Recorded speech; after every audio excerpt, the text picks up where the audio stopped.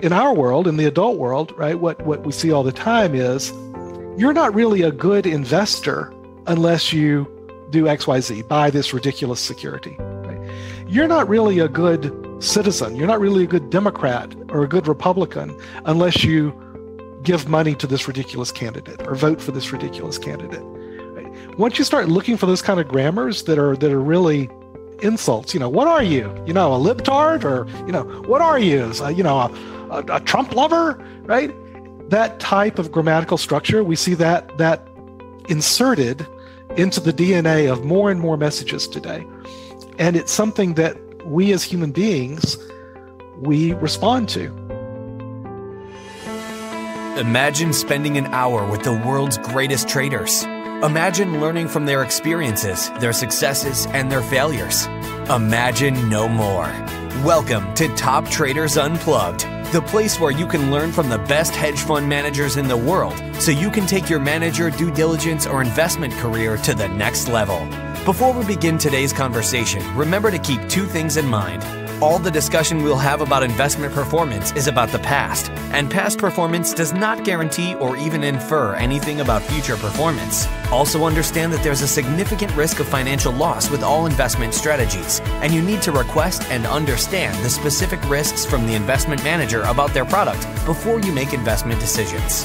Here's your host, veteran hedge fund manager Niels Larsen.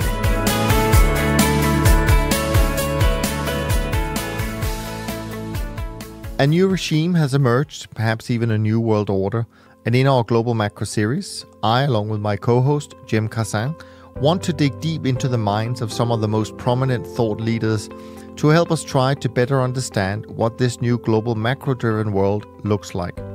We want to explore the processes they follow and hopefully dig out nuances to their work in places that others may have missed. And we want to share our journey with you. Our guest today is one of the most sought out people when it comes to understanding the narratives that drives us irrational people. And we're thrilled to welcome Dr. Ben Hunt to the show. Ben, thank you so much for joining Cem and I today for what I'm sure will be a very insightful conversation as part of our Global Macro series. We really have been looking forward to this chance of discussing some of the big picture topics that are playing out in the world right now and how they are likely to impact all of us and how we should best prepare for what's coming, something that you and Rusty so elegantly write about over at Epsilon Theory. Now, since this is your first time on our podcast, perhaps I could ask you to set the stage and provide a little bit of context for our conversation by telling us a bit of your background and what led you to create Epsilon Theory, and perhaps also what Epsilon Theory means to you.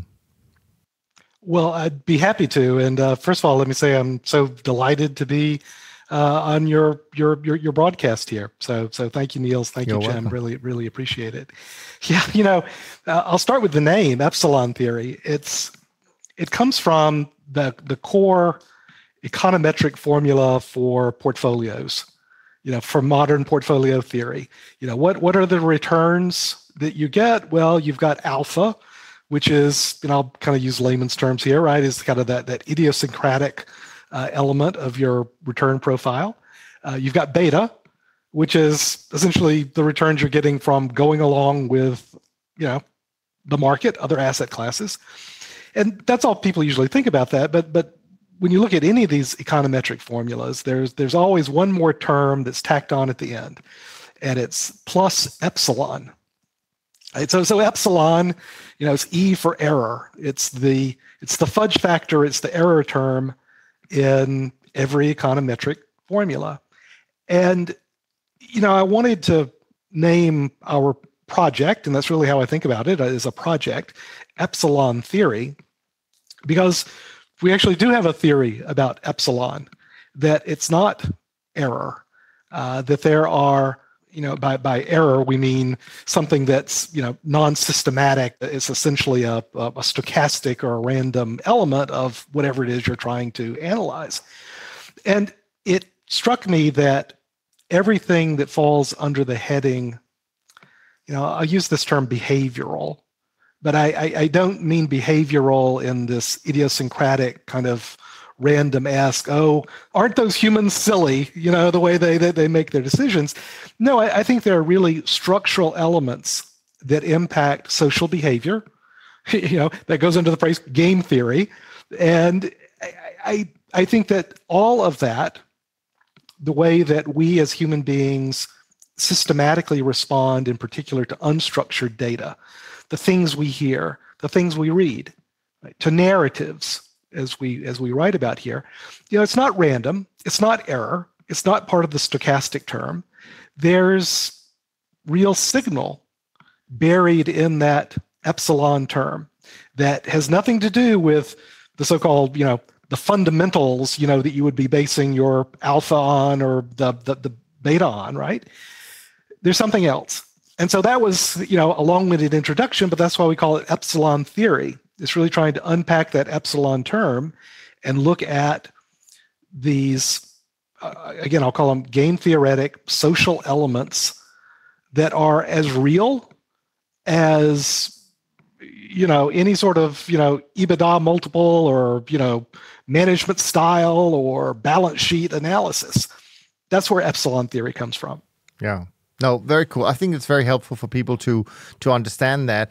And I don't want to dwell too much about your background anyways, because actually I think there are so many topics that Cem and I have prepared that we really want to get going. And of course, you mentioned the word narrative, and it is definitely the first kind of major topic that we wanted to dig into and hopefully dig in on a little bit of a deeper level, because it is close to your heart, and it's something that, as you say, a lot of people, it's probably not understood at all, the importance of this. So my first, if I can kick it off, is really just, when did narrative, in your opinion, start to become kind of a dominant in the news flow? Because I think for many people, they may not have realized the power of narrative until during the recent COVID crisis, where we kind of started to question what is real, what is fake, and where you get this feeling that whoever is running a particular topic, whether it's a virus or inflation or conflict in Europe, they might think that we, the people, we just can't handle the truth. Yeah, no doubt. Well, actually, this is kind of a good element to say, I have been studying narrative for a professional career, 35 years. I started it in academia. So I got my PhD at Harvard. I was a political scientist of all oxymorons for 10 years. And there I was looking at the role of narrative in a political context. What do governments say to people, and how do they say it? And is there signal there? Again, unpacking that Epsilon Theory. And from there, I started a couple of technology companies. Then I got into the hedge fund world. And so I've been dealing in markets now really for the past, time flies, 17, 18 years. But it's all the same thing. It is all trying to understand how we humans are hardwired, and I mean that very literally, neurally hardwired to respond to unstructured data that's put forward in a certain way. And the quick answer to your question, Niels, when did this start? It started with the advent of language and politics, storytelling, thousands and thousands of years ago. So that is what I mean about, there is a physical basis, a neural basis to how we, the human animal, is hardwired to respond to these messages that we hear. In fact, it's the success of our species. Again, I mean this in a very physical, scientific, literal sense. The human species is technically a social animal, and like bees, like termites, like ants. And it's no coincidence, right, that four of the most successful species on Earth are technically social animals. And there are 4 or 5 characteristics of what it means to be a social animal. But the most important for our consideration is that any social animal is immersed in intra-species communication. And it is the water in which we swim. Right, so this, it's the old David Foster Wallace story. You did it in a graduation address where, these 2 little fish or young fish are swimming along in the pond. They pass an older fish. The older fish says, "Morning, boys. How's the water?" And the young fish go, yeah, whatever, Gramps. Yeah, it's great. And then they keep swimming on. And then one of the young fish looks to the other and says, well, what the hell is water? so that is what unstructured data, that's what narrative is. It's the water in which we swim. So when you ask, Niels, when do people realize it? There has been, I think, a dramatic increase in what I like to describe as the weaponization of narrative, the intentional. And it's weaponized in the same way that you would weaponize a virus. I mean, it's exactly the sort of gain of function work that you would want to do on a virus you can do on a narrative, except you're looking at grammatical structures rather than a DNA or an RNA structure. So when we think about narratives, we really are thinking about it in these structural terms, and we're trying to analyze exactly the way you'd analyze, the DNA of a microorganism. What is the DNA? What is the structure of a narrative? The reason that we're all kind of seeing the water in which we swim a little more clearly today, I think, is threefold. First, everyone's in on the act, right? So the construction of narrative, the intentional weaponization of narrative, used to be something that was pretty much limited to politicians and to advertising people. Those are the two areas where the intentional weaponization, shifting of grammatical structures to hit us neurally. It was really limited to those two areas, and that's been going on, like say, for thousands of years. Today, everyone's in on the act. I think one of the real drivers of that was the great financial crisis, 2008, where central bankers decided to take on narrative weaponization. Forward guidance, communication policy. And it was incredibly effective, just incredibly effective, beyond their wildest dreams. And that's what Bernanke says now, said, wow, we went through all our toolkit stuff, whether it was, short-term interest rates, whether it's balance sheet operations, QE and the like. But the thing that really did everything for us was forward guidance and using our words, not as a true reflection of what we think, but using our words to try to create a behavioral response in investors. So you've got that. Everyone's in on the act. So every CEO understands now that the way for success is not operational, getting another turn of leverage or some sort of operational improvement. Is, can I create a narrative? Can I create a story that'll give me a better multiple on my stock? Right? Every CEO's in on this. Right? Every central banker's in on this. Every politician's in on this. Everyone gets the joke now, right? That you've got to create the narrative. That's one. Two is structural developments in technology and media practices. What do I mean by that? What I mean is, and I know we're broadcasting this, but I'm holding up my dopamine machine, my smartphone, for our little camera here. We have an always-on device that we willingly carry around with ourselves that broadcasts these messages to us 24/7. I'm addicted to it. I think most people who are going to listen to this are again, clinically, biologically addicted to this. Third is the development, like I say, of media practices. And in particular, I mean the development of 24/7, always on, and here I'm making little quote signs in air, news channels, whether that's political news, CNN, Fox, MSNBC, or business news, Bloomberg, CNBC, all the competitors here. 24/7 delivery of quote unquote news. There's not news to fill that content. So what fills it? Well, it's filled by, I like to call it fiat news. It's opinion presented as news. It's opinion presented as news. And this is true for, again, all the political shows, all the market shows. So the result of all this, Niels, then when you combine that with a real world event like COVID, with millions of people around the world being killed by this disease, and governments going from pillar to post on policy, and their nudge, the creation of narrative to try to influence behavior, we start to see the water in which we swim. That's what's happening, Niels, and it's it's a struggle. I believe it's the struggle of our lives, because on the one hand, we have, like I say, everyone's in on the act.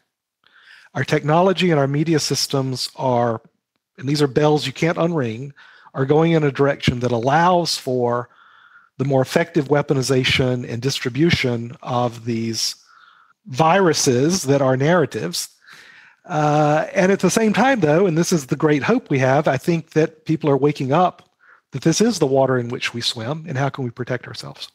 Yeah, and I guess also there's the danger that, for example, if a policymaker like a central bank has a certain narrative that they are obviously putting forward, as you rightly said, I guess you also have the danger at some point it's going to be the narrative driving the policy, because they can't they can't do something that is not supported within their own narrative. They create kind of a trap for themselves to some extent, especially if they need to pivot from one narrative to another. So there are danger signs all over, I imagine. Yeah, look, I used to be, I'll use a phrase again from economics. I used to be a weak form narrativist. And meaning that, narratives are important kind of in the short term, but, in the long term, it's the real world and its fundamentals that drive the ship, right? That carry the day. And then I became a semi-strong form narrativist, meaning that, well, you know what, those narratives, they can make an influence for longer than I thought, but I'm sure that fundamentals and the real world will eventually, carry through. I got to tell you, Niels, at this point, I am now a strong form narrativist. I think it's narratives all the way down. I've stopped being surprised at the ability for real world to be shaped by narrative construction and weaponization, as described earlier. And I've come now just to think that is, in fact, the reality of our lives, that any real world event, our behaviors will be driven much more by the way we interpret that. And our interpretation is, again, I think biologically impacted by the filters, the narrative filters that we see the real world through. That's what determines our behaviors, not the real world shock or event itself. Ben, I have an interesting kind of add-on there. Narrative is always important, right? How we interact, can be for cooperation when it can be for competition, right? And you talk about this quite a bit, the flock versus the pack, et cetera. And the reality is technology, we're always advancing technologically. That's more of an accelerant to all of these trends and always has been, right? So the real question is, what has made us move more towards a nudging state, that narrative is more geared towards affecting the other person in a way for competitive advantage, right? What has led us more to this nudging competitive state? Obviously inequality, I think, has played a decent role in that. I'd like to hear kind of your thoughts on what has made us so susceptible to this nudging state and what is forcing us in this direction as we move forward. It's grown and it's become more of an issue because it works. So we all think we're largely immune, I think, to being nudged. And the fact of it is, again, we're so hardwired that we can't help ourselves. And again, this what I'm describing is a neural, strength and Achilles heel for the human animal. What I think is happening is that there are two, I believe, I'll call them grammars of narrative. So, two weaponization programs, if you will, that I think have grown enormously over the past, certainly over the last 10 years, but even in the last 4 or 5 years, we can see a real increase in the use of these two narrative grammars. And again, I really do mean it's like the weaponization of a virus and the intentional insertion of certain phrases and ways of organizing a thought. It's what Socrates would have called sophistry. Right? So you're asking, why are we so susceptible to it? We've always been susceptible to it. But what's changed today, and I really believe is the big driver, is the carrying around of our little dopamine machines, that we willingly take in these messages now 24/7. It's the last thing I look at when I go to bed. It's the first thing I will look at in the morning. I can't be more than 30 seconds without looking at the little machine that gives these messages to me. So, what are these two kind of grammars that I think have really now crowd out so much of our other thoughts, so that we are, again, biologically moved towards behaviors that are amenable to the nudgers, whether that's a company, whether that's a government, whatever the nudger might be, right? And the two narrative grammars I think are most important here, one I'll call is tribal, and the other I'll call is transactional. So when you kind of break down the messages that we are immersed in on a day-to-day basis, what we find is that so many of the messages, again, that we willingly take on, fall into one of these two grammars, tribal or transactional. The transactional narratives, I think, are more straightforward. They're basically people asking you for a transaction, right? So, give us money, right? Give us your vote. And what the sophistication of these transactional narratives, though, is that many of them are now geared towards what's called we call a negging grammar. Now, negging is something that I didn't know until one of my tweenage daughters taught me about this. But when you neg somebody, you insult them, but you insult them in a way that could be interpreted as a compliment if you do the transaction that the negging person is asking for. So it could be, you'd look pretty if you cut your hair, right? That's kind of the classic tween version of a neg.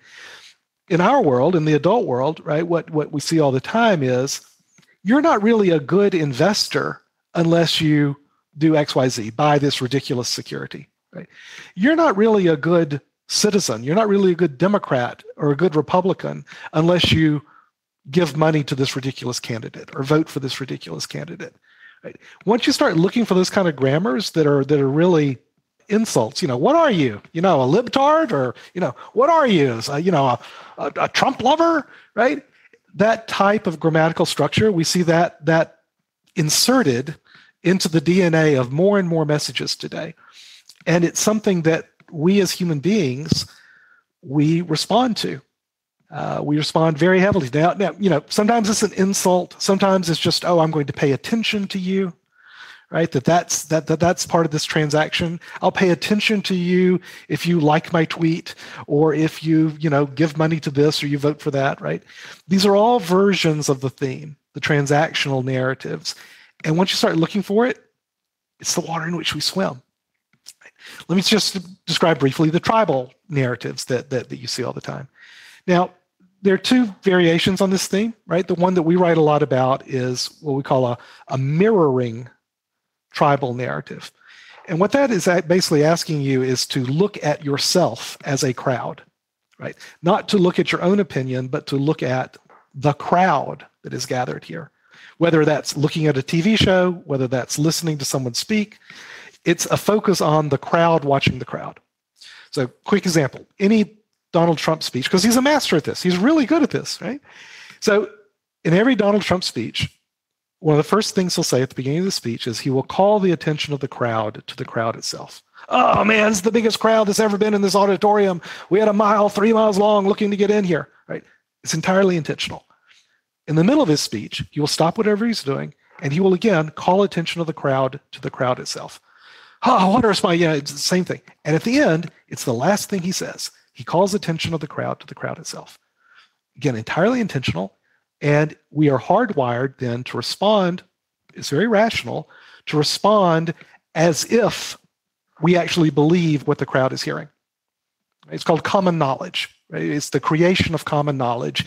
And it's based on forcing the crowd to look at itself as the entity. Not you as the individual, but think of yourself as part of a crowd. So that's one of these tribal narratives. And again, once you start looking for it, or the New York Times will say, experts say, right? So you're part of the crowd that is now listening to the expert tell you what truth with a capital T is. Right? So all of those kind of grammatical constructions are intentionally done and designed within this tribal narrative.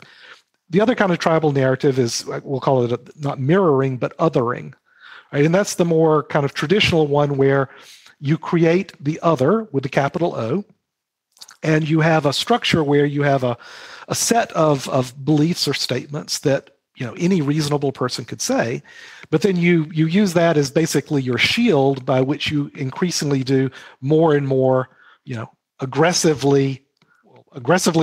right? So it's more and untruthful statements about the other side, which, as you go forward, ends up being this obedience collar, for anybody who's part of that. So again, what I'm saying is this is all intentionally done. It's all the weaponization of narratives. You see it in politics, certainly. You also see it in markets all the time, and it crowds out. It crowds out everything. Jim, to your question, why is it happening so much now? It's because it works. We willingly take it on, and it is truly our world. Why do you think it's leading more to competition than cooperation? I guess. Yeah, great question. So it's become a joke, right? I say, let's look at the game theory, right? And it is really, I don't tell people anymore, but that was my PhD, right? Was in game theory, right? So it's a thing. That the word. I don't tell people anymore that oh yeah, I've got a PhD in game theory, because it's become kind of the tagline for a joke. But when you're talking about cooperation and competition, we're talking about game theory. We're talking about what is the $10 word alert. The equilibrium of the payoffs in the situation we've got here. So basically put, right, both the transactional narratives that I'm describing have an equilibrium where, you give the message bearer, the missionary as we call it, you make the transaction, right? That's the equilibrium. On the tribal narratives, what you set up is, other kind of $10 words, right? It's a Pareto suboptimal equilibrium, and all that means is there's this famous game that Rousseau talked about, 300 years ago, right? Called the stag hunt, and here's the basis of the game, right? Is that all right? We've all got to go out and we've got to go hunt, feed our tribe, or feed our families, and if we cooperate, we can take down a big deer, and we'll all eat really well. On the other hand, if even one person goes out and says, I'm not going to go out and try to hunt the big deer, I'm going to bag a rabbit today, right? They'll get the rabbit, and they'll eat fine, not as well as if they had a chunk of the big stag that they took down, but they'll be fine. But everyone else who went out, trying to hunt for that stag, they got nothing. They got neither rabbit nor stag. So it turns out that everyone gets together and goes out and hunts for the big stag. That is an equilibrium, right? Once you get there, you stay there. You stay there. But once one person defects, once one person gets out, then the new equilibrium is, oh, screw this, I got to go hunt for a rabbit. Everybody hunts for a rabbit. And so this is where we are. It's both of those are equilibria, meaning they're stable. Once you get there, you stick there. But what I think we've had today is this intentional, again, moving towards the rabbit hunting, right? Because if I'm a political entrepreneur and I'm trying to achieve something, break into a system where I'm currently on the outside, I don't like that stable stag hunt equilibrium. I want to try to break it up. And all I have to do to break it up is get one of the players to defect and go hunt for rabbits to do their own thing. And then everybody's going to do it. So it's stable. And the reason that's important, right, is this is not a mean reverting phenomenon like we often see in markets, right? It's not like, price goes up, price goes down, but it reverts to some mean. Now, what we mean by an equilibrium is once you get there, you stick. And it creates an enormous external shock to get you out of that equilibrium. And that's where I think we are. So to answer your question more directly, I think it was political and economic entrepreneurs who saw the opportunity, intentionally weaponized narratives to create the other, to draw attention to ourselves as a crowd that is in opposition to some other. And you create the rabbit hunting equilibrium, and once you're there, it's perfectly rational. Everybody's got to do it. And then we're stuck. I wonder how much of this is because we simply have more the other, that there's just more inequality, not just inequality based on socioeconomic, but generationally. We also are divided very much by the baby boomers and the haves and millennials on down and the have-nots. So the more that there is inequality, the more that there is an other, right? I wonder how much easier it is to divide and more of a competition game it becomes. So I'm going to push back on you a little bit there, Jim. What surprises me is that there is not more political conflict around class, around wealth in the United States. That's what surprises me, right? Because the reality, as you say, is enormous inequality, right? Globally, and we can talk about Gini coefficients and blah, blah, blah, blah, blah, right? But there is no doubt that here in my country, the United States, wealth inequality has dramatically expanded over the last 5 years, 10 years, 20 years, right? I mean, basically since 1980, when you look at this stuff, you see the pendulum turn.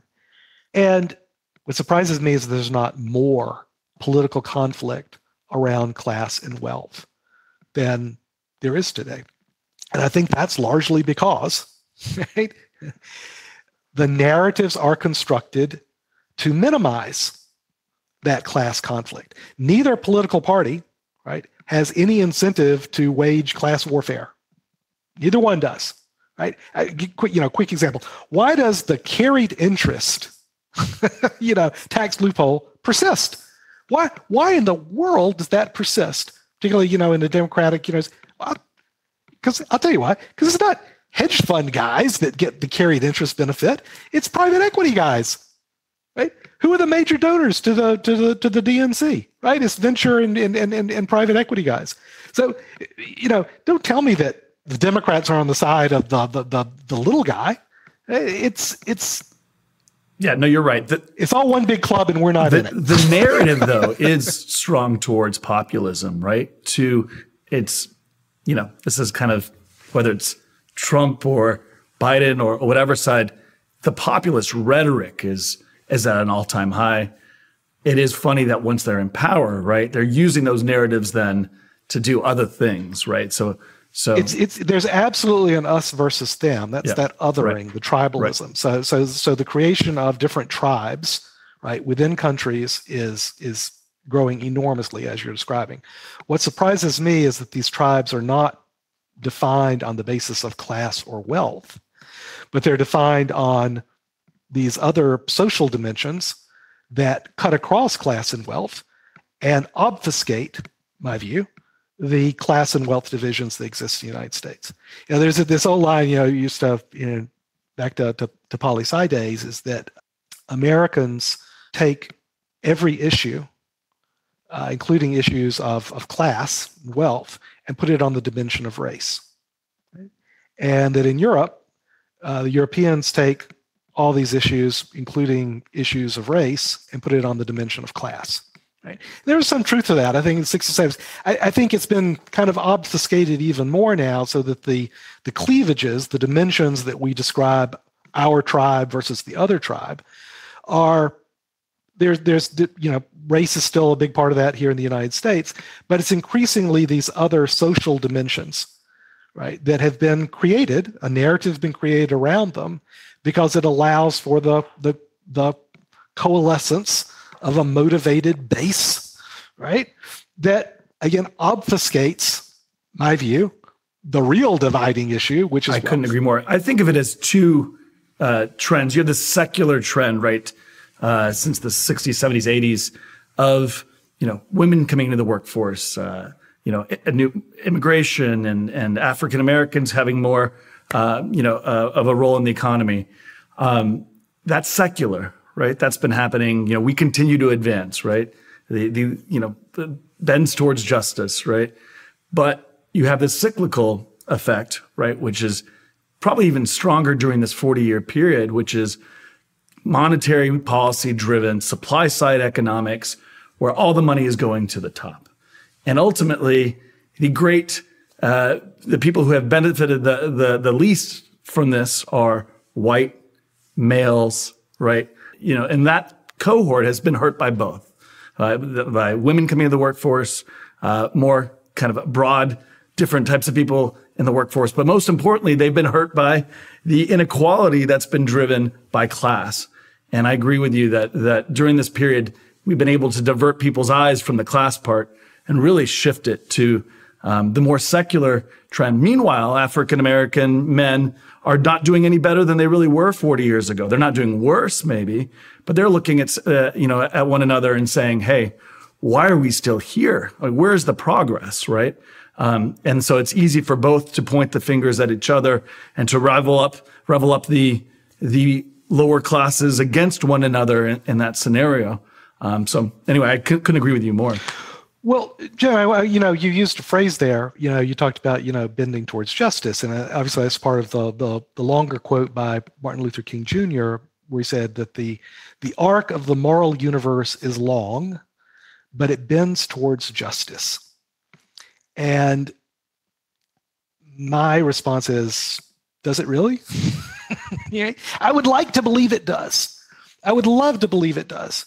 And yet I believe also that the story arc of the moral universe, I think it is beset on all sides by the tyrannies of evil men. There's a line from Pulp Fiction. It's supposedly a biblical quote. It's actually not, but it's okay. It's still a really good quote. And I think that the struggle of our lifetime, right, is to defend the arc of the moral universe. I think it is to see with clear eyes the way in which the arc of the moral universe is being nudged and shifted in ways that are not going towards justice, but are going towards the political or economic advantage of the nudger. And then with full hearts to resist that as individuals, right, from the bottom up, to maintain that sort of critical distance between our own hearts and what we are told is required to be in our own self-interest. And I keep coming back to this a bit about being hardwired, and I think that recognizing that is seeing the water in which we swim.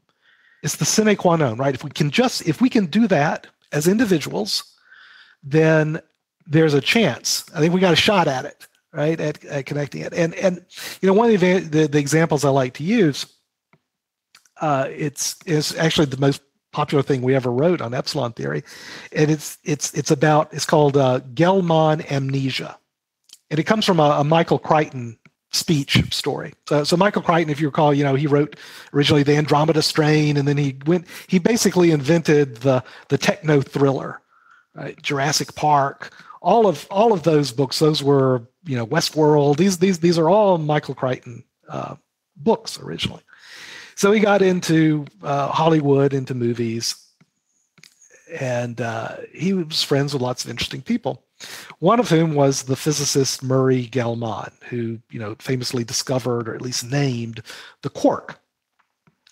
So Crichton was giving a speech one day. He said, "Look, he was talking about media," and he said, "Yeah, I what I'm really surprised about, I've decided to call it the Gell-Mann amnesia because with my friend Murray, the discoverer of quark, we were talking and we thought about this one day. But it's the fact that we will read the newspaper, listen, that was his example. This was a lot of years ago. Listen to a report on TV, and it will be about something we know a lot about, right?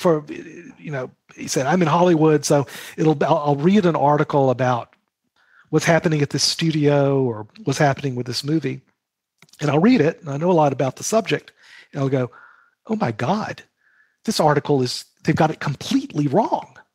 They've got causality wrong. They've got their facts wrong. Oh my God, who can we call to get a retraction on this misbegotten article that just got everything wrong? And Murray Gilman, his friend, said, oh, I was reading an article, in the Army. It was about science. And I thought the same thing. Oh my God, it's totally wrong. Everything about it's wrong. And then they both realized that, but, when we turn the page and we read an article about something we know very little about, like I say, Palestine. I know very little about Palestine. And I'll read the article and I'll go, huh, that's interesting. Huh, I guess so. Huh, that's interesting. And I remember seeing the speech, and at the time, was working for a company that we'd had a Wall Street Journal article appear mention our company. And I remember thinking exactly that. We tried to get a retract because it was just totally wrong. And everyone I've told this story to, that's ever been in a position where an article has been published about something they know a lot about, a company they work for and stuff, they all have the same reaction. Oh yeah, it was a disaster. It was just totally wrong. We tried to get a retraction. And yet, for everything else we read, we turn the page and go, huh, yeah, that kind of makes sense. So this is what we're up against, right? And it's the struggle, and it is a struggle because we're hardwired about this, is to recognize, maintain, like I was saying, that critical distance, to recognize that the messages you hear, even on things you don't know a lot about, can be just as constructed and just as misleading as the messages we hear where we do know something about. It's really hard, but that's the job. Yeah. You mentioned the media. You mentioned evil men, I think was a couple of words that came out. So I want to throw something at you in a second, but I just want to say one small thing, a little comment about the hardwiring that you keep referring to. I remember 8 years ago when I started the podcast, one of the things that, I don't know where it came from, etc., but one of the things that we talked about back then was the reason why podcasting was likely to become very, very popular is the fact that we as humans are hardwired for stories, right? That's, as babies, parents start telling us stories. So I completely buy into this hardwiring. I think there's definitely something that is so easy to see in just how we grow up. But let me try this thing about the evil men and the media and I don't know if I really have a question in here or just wanted to hear your thoughts on it, but this is interesting because, again, as I said in earlier, is that to me, I feel that this sort of the power of the narrative is kind of relatively new. At least I feel it as being relatively new to some extent. As you said, it's probably maybe 15 years ago where we really start seeing it. And then I heard an interview, and you may know this author. He's called Peter, and I'm going to butcher this, but it's going to be Pomerantsev or something like that. He's a Soviet-born British journalist. I think actually he might be Ukrainian. And he's written a couple of books. One is called Nothing is True and Everything is Possible. And the other one is It's Not Propaganda. I think Adventures in the War Against Reality. And anyway, what he described in that interview was that the way Putin, here's the evil men coming into the picture, the way Putin came to power was really by taking over the control of the media. And I imagine, therefore, controlling the narrative in the media. And I'm just thinking, is this something that has already played out and now it's coming to the West? And we obviously know what happened in Russia. That didn't end so well in terms of how power got centralized, et cetera, et cetera. I mean, is this something, and now, and just to throw something in there, which I don't know if he even fits in there, but I see Elon Musk has bought 9% of Twitter. So I'm just thinking, do you see any of these things, or have you looked in Niels, this has already happened. that's my reaction. Right, so that's true. It's not necessary for it to take the autocratic form that it took in Russia, right? Because the context in which powerful interests accumulate power in Russia, right, is going to be informed by their institutions, their political institutions, their economic institutions. So all of that is going to shunt their political state, the state, right, in a particular form, which we see with Putin. Right? My response to what you're saying is, what would give Mark Zuckerberg more power than he has now, right? I mean, when I say it's already happened, and again, I want to react to, I don't want to say that they're evil in that capital E form, right? Sure. But the system that exists now is one that creates an apotheosis of power in Putin-esque, meaning the pinnacle of power for the Jeff Bezoses of the world. Jeff Bezos gets the score. It's why he personally bought the Washington Post. Right? Yeah. Right. Elon Musk gets the score, right? Why he's buying a piece of Twitter, right? It's why he's created his entire brand on creating a brand, right? And then that's how you become an incredibly powerful person in that Western structure. So it's, my reaction, well, you need to seize not the means of production, but the memes of production. Yeah. It's here too. It's just within a different context where we have, the Trumps of the world and the Bidens of the world and the Musks of the world and the Zuckerbergs of the world instead of the Putins of the world. So.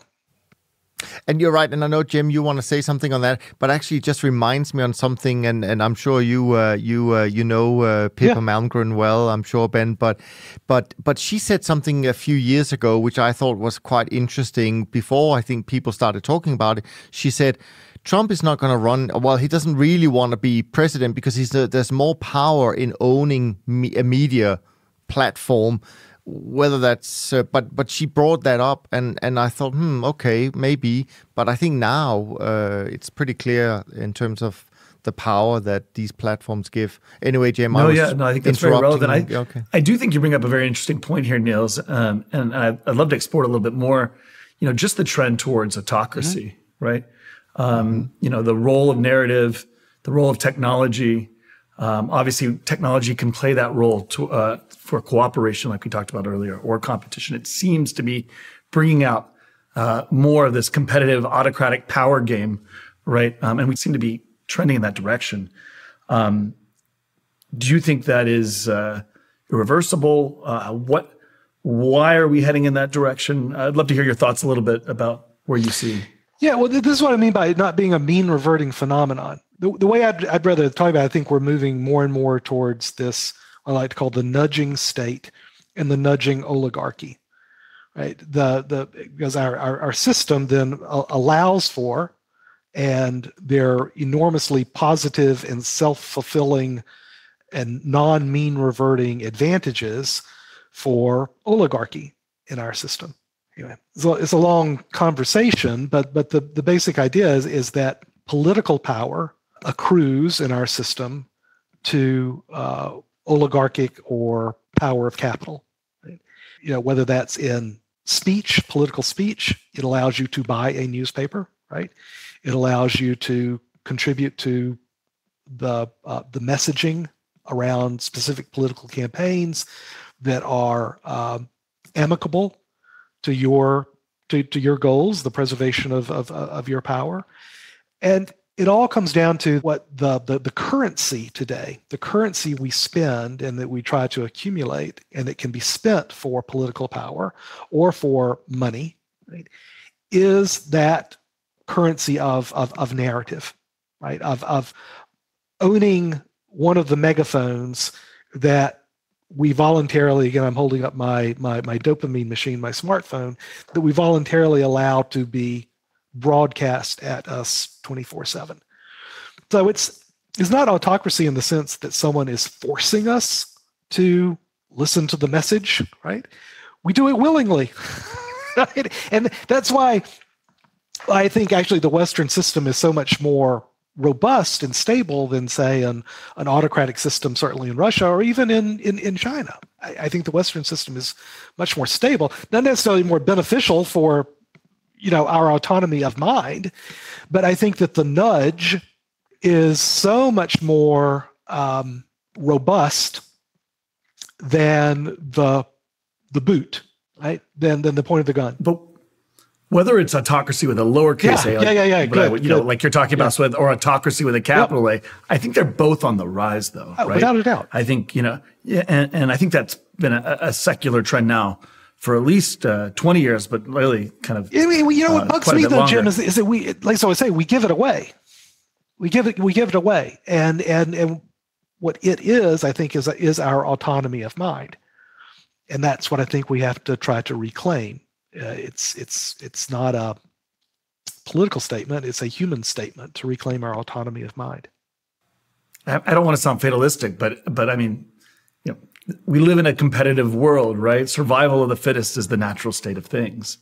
And I wonder, if the Western liberal democracy, quote unquote, experiment, right, is really just that. Our founding fathers created a elaborate structure, right, of checks and balances because they knew, as a republic, if you can keep it, right? And I fear that, the entropy of all things, we're seeing that here in our across both, the power of, money, the power of politics. All of this is now really, the cracks have widened to a point where it's a gusher, and it's hard for us to put rules in place to govern the nudging state or and any other type of power. So again, I want to bring a more positive tone, but how do we fight back against these kind of lowercase autocratic things here locally and more broadly against autocracy, capital A, worldwide? We do it, locally sounds small. We do it from the bottom up, and we do it first by recognizing, by seeing is believing. So first is recognizing the water in which we swim. The technology that is around allows us to defend ourselves in the same way that it allows these missionaries to try to corrupt us. And I mean that sincerely, right, through their transactional and their tribal narratives. The fact that you guys can do this podcast, pretty freaking amazing, right? The fact that I've been writing Epsilon Theory, right, started 8 years ago, right? Just doing my own, we got a couple 100,000 people now to read this stuff. And, all word of mouth. It's there's no barrier here, right? There are no gatekeepers for people, for truth seekers to find each other out and to engage with each other with clear eyes and full hearts. Because, that's one of the old stories too. Do what our founding fathers did. Right? No, that's exactly right. That's exactly right. And it seems small. I talked to a lot of people and it seems small. And I try to see a lot of people all over the world, and almost without exception, they're doing good deeds in their personal lives. They're helping their neighbors. They're working to try to give their families a better life. Right? They're working for their pack, their friends. They treat other people as autonomous human beings and not as a means to an end. And also, without exception, they think that's nothing. That's small. That what's important is to, rally for some mighty cause and, do this march or that march and, follow the banner of, some corporation or some political party. And I say, no, it's not small. It's not nothing. It's everything. It's everything. Right. And this doesn't get solved by forming a new political party, right? You're not going to reform the groups there are. It has to come from civil society. It has to come from below. And it's going to take a hell of a long time. But while you are engaged in it, it is a life worth living. And I think that is what prevails in the end. Not because it's reality, but because it is a better story. It's a story that gives your own life meaning. And man, once you discover it, that's your equilibrium, right? It's very stable. It is. So that's why you say, you find your pack. You find other like-minded people who you can disagree vehemently with on politics and economics, anything else, but you treat them as an autonomous human being, right? That their opinion is worth something. You don't treat them as a tool, as a means to an end. Maybe it's your family. Maybe it's your friends. Maybe it's a larger, but you find those people, and that's how we make our way in a broken world. Look, the world's always been broken. but that's the secret, right? You find those people.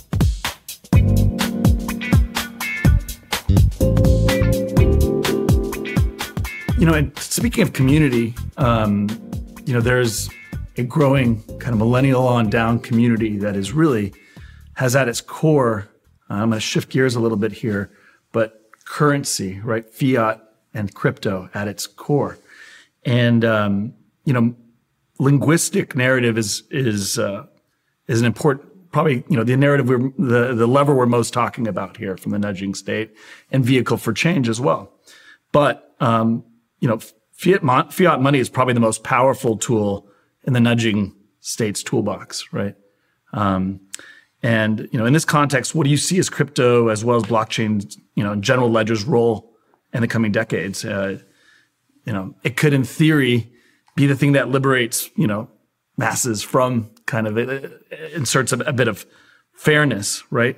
What are your views on crypto? And then, how do you see it potentially freeing some of us from, the nudging power of the state and recapturing some of that power?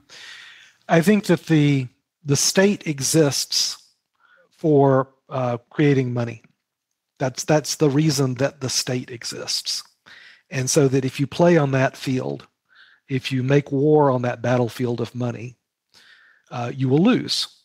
And what I mean by lose is not that, Bitcoin gets banned or something like that. No, you become co-opted. Caesar takes what is rendered to Caesar, and that realm of money, because of its existential importance to the state, right, will be co-opted and monitored and controlled by the state. And it's already happening today. It's the difference between Bitcoin and the way that it's turned into just another table at the Wall Street casino. So when you have the two most powerful nudgers in the world, the United States government and Wall Street, both focused not on banning Bitcoin, right, but on neutering Bitcoin, to turning it into another instrument of the nudging oligarchy and the nudging state, I think it is incontrovertible. That is where we are going. I would go further and say that's where we are. It's done. It's done, right? And that makes me it makes me sad, because I have no better word for it, but an entrepreneurial energy, an energy of autonomy within the broader crypto community, which is the most important thing that's happening in the world today. And the frustration I feel is that so long as that energy and that autonomy is focused on the realm of money, that it will end up, as almost all financial innovation has ever done, in strengthening the state, not in weakening it. Yeah, crypto is society's purest expression of its desire to wrest control, right, from the powers that be, and regain kind of a sense of truth and fairness. And I kind of shared your cynical view for quite some time. I hate to call it cynical, but it is, right? I'm more recently, again, trying to think about kind of, at the end of the day, if that generation, this has become the religion, and there's a network effect of people who are in a populism that's unwilling to let go, right, of this fairness, right? And it's so important to them.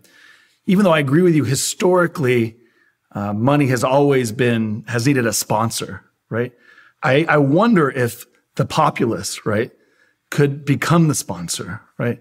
This sheer populism, and because the zeitgeist has become so fervent, and particularly upon a generation that is now growing into power in the years to come, if it might end up being the tool ultimately that does move us away from autocracy, that allows, and it may end up hurting the West and America, because it loses its exorbitant privilege, right, in some ways.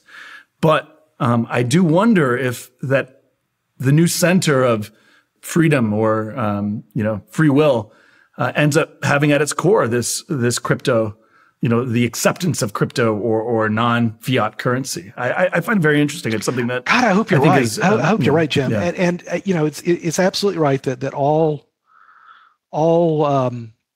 religions are syncretic, right? They synthesize what came before. And so if what you're saying is that, and I think this is what you're saying, that there can be a synthesis of the essence of that crypto identity with small L liberalism, and that can synthesize into something that's modern but preserves those filament.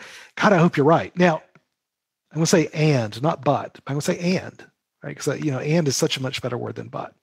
And I think that what we are experiencing today is similar to, let's call it kind of the late 80s, early 90s around the internet, where we're actually building the protocols for like HTTP for the internet. We're doing that today.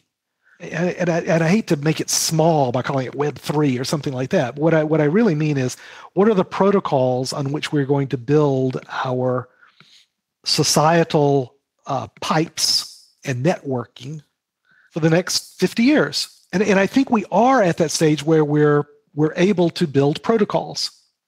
And my concern is that the protocols as they are being built are focused on what I like to call the speculation layer, a monetizable and inherently monetary aspect of an underlying protocol for human behavior. And that anything that is built in that speculation layer, any of these protocols, are sponsored by billionaires, right? So we're going to end up with the billionaires protocol for this synthesis, this syncretic, faith that I agree with you. I think could be coming out going forward. What is required, right, for the vision you just laid out, I think, to come to pass in a positive way for humanity, and I really mean this, for humanity, right, is not the billionaires protocol, but is our protocol. And I think that's possible, but organizing that, right, or finding a way to get that traction is going to require, again, a recognition of the water in which we swim and the way in which, getting back to our original class, the oligarchs, the billionaires, right, are really good at weaponizing these narratives for their own interests, in this case, for creating a protocol that serves their interests before our interests.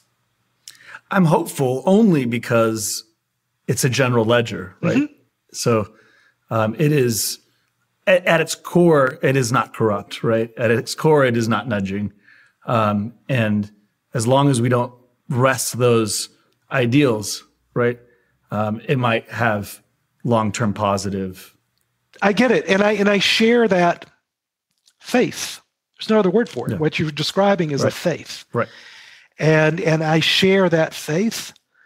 And what I'm saying is that if the faith is focused on the speculation layer, as opposed to a protocol that can drive making, protecting, teaching, I am confident that all of this will be, in fact, as it so often is in history, subverted by the oligarchs, right? Again, this goes back to freaking, Peloponnesian War. I started talking about Socrates early and sophists. I mean, the sophists won.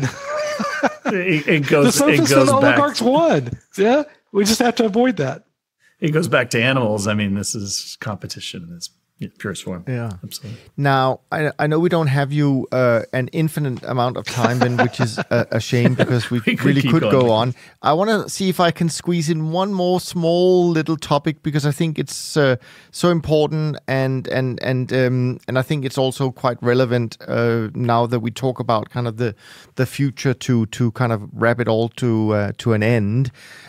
You wrote a piece, I think it's about 2 years ago or something like that, called Lack of Imagination.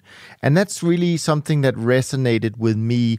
And to spin it into kind of modern world, my own world, the quant world, when I talk to investors, I think we've all been conditioned by this quote unquote carry regime we've been in for the last 20 years. And I say to people, I don't think you can imagine what markets can do. I mean, I've been doing this for, since the mid-'80s. I've seen a few more moves than what we've seen in the last 20 years. And we need to ensure that we have, I guess if anyone asked 18 months ago if they could see oil trading between minus 37 and plus 130, they probably wouldn't have called that one, right? So I'm interested in this point about lack of imagination and also these kind of blind spots I think you talked about. And I'm just curious to know whether what your thoughts are on that topic today, given where we are. I think the most influential philosopher of the 20th century, Ludwig, Wittgenstein, he said, my words are my universe. And there's a lot he meant by that, but to put it to your question, Niels, if we don't have the words for something, we don't have the thoughts. And that's why it's so important for everything we've been discussing for the nudgers to try to control our words and to weaponize the words we use, because in the absence of having the words, we can't have the thoughts. And by the same token, if you have certain words that are always in your head, you're going to have thoughts around those words. It's never been more important for there to be, it's like your podcast, right? Or about like the stuff I write, or there's so many other sources of this, for people to provide the words to try to spark new thoughts, right? I'll say to think differently. It's never been more important to think differently. And yet it's never been more difficult because we are, again, immersed, inundated with messages that are giving us a prescribed and proscribed set of words to try to make sure we think in a certain way. So, big picture, it's I get all metaphysical with this stuff, right? So it's never been more important, not just to read, but to think about, why am I reading this now? To actively seek out other views, opinions, to read not just as a leaning back, but as a lean forward, as an active participant, in a critical participant. All of us have had our brains, I really believe, kind of hardened and aged a lot more than 10 years over the past 10 years. And so what's so important is for us to make these kind of new connections. And there's no magic formula for it, except to keep pushing yourself to do it, to push, to break these old habits that we've developed over the last 10 years. And we can start seeing the water in which we swim. And we can start thinking differently, thinking new, trying to make new connections. That's how we will get out of this as a society. That's how we will succeed as individuals, in markets and the like. It is to think differently. It's the best advice I've got. I know it's kind of unsatisfying because it's not saying, oh, do X, Y, Z. But because I don't have an answer with a capital A, what I do have, I think, is a process. Right? And that's always more important than the answer, right? What's the process? And the process is to allow yourself to think differently, to maintain that critical distance between the messages that you hear from your financial advisor, from this analyst, or from the CEO, and allow yourself the freedom, the autonomy of mind to think for yourself. And it's weird, right? Because it's not easy, and it's 2 steps forward and it's 1 step back. But man, that's what we need a lot more of these days, not less. Ben, thank you so much for spending some of your time with us. Oh, it's my pleasure. This was a blast. Man, let's do it again. Yeah, no, absolutely. We will for sure. And we certainly really appreciate this, as I'm sure all our listeners will do. And by the way, make sure you follow and subscribe to Ben's work over at Epsilon Theory. We will, of course, link to all of this in the show notes. As you can tell from today's conversation, we are living in a true global macro-driven world, and it is perhaps more important than ever before to stay well informed. From Cem and me, thanks so much for listening. We look forward to being back with you as we continue our global macro series. And in the meantime, take care of yourself and take care of each other. Thanks for listening to Top Traders Unplugged. If you feel you learned something of value from today's episode, the best way to stay updated is to go on over to iTunes and subscribe to the show so that you'll be sure to get all the new episodes as they're released. We have some amazing guests lined up for you, and to ensure our show continues to grow, please leave us an honest rating and review in iTunes. It only takes a minute, and it's the best way to show us you love the podcast. We'll see you next time on Top Traders Unplugged.